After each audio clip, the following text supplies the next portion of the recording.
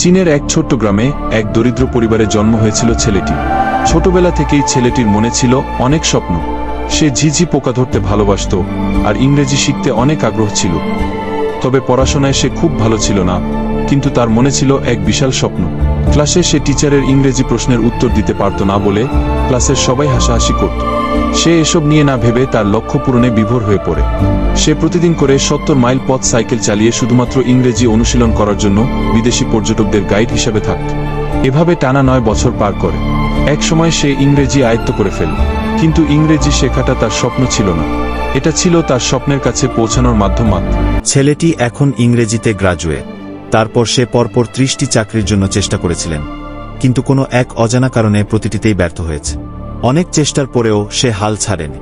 মাত্র $12 বেতনে একটি বিশ্ববিদ্যালয়ে লেকচারার পদে চাকরি নেয়, কিন্তু এই সামান্য বেতনে কিছুই হতো না তার উদ্দেশ্য ছিল দারিদ্রতা থেকে বেরিয়ে আসা। তাই সে তার ইংরেজি দক্ষতা কাজে লাগিয়ে 90 দশকের শুরুতে একটি ট্রান্সলেশন ফার্ম গড়ে তুললে। তার কাজ ছিল ইংরেজি থেকে চীনা ভাষায় অনুবাদ করা। এই দেভাষীর কাজ নিয়ে সে আমেরিকা যায়, যেখানে সে ইন্টারনেট এর সাথে প্রথম পরিচিত হয়। ছেলেটি ইন্টারনেটে প্রথম যা সার্চ দেয় তা হল বিয়া, কিন্তু সে তার দেশের জিনিস সম্পর্কে তেমন কিছু দেখে না। চট করে তার মাথায় একটি নতুন ভাবনা জাগে। সে বুঝতে পেরেছিল যে এখন সে এটা কাজে লাগাতে পারলে সে একদিন নতুন ইতিহাস লিখবে। তাই সে ইন্টারনেট এর সাহায্য নিয়ে ব্যবসা করার সিদ্ধান্ত নেয়। তার এই ব্যবসা তাকে সাফল্যের চূড়ান্ত পর্যায়ে নিয়ে যায়। 1999 সালে চাকরি ছেড়ে 18 জন বন্ধু মিলে শুরু করেন অনলাইন পাইকারি ব্যবসা, যার নাম দেন আলিবাবা।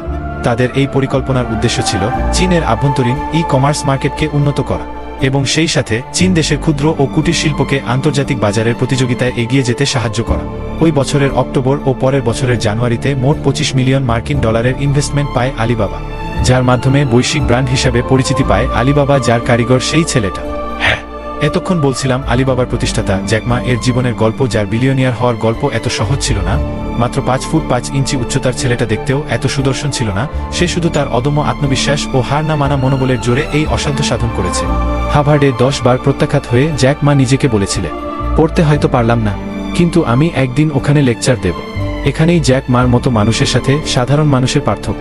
এ কারণেই তিনি একজন মানুষ হয়েও একটি ইতিহাস হতে পেরেছেন। স্বপ্ন দেখে ব্যর্থ হলে অন্যরা যখন স্বপ্ন দেখার সাহসী হারিয়ে ফেলে, জ্যাক মা এর মতো মানুষেরা আরও বড় স্বপ্ন দেখে।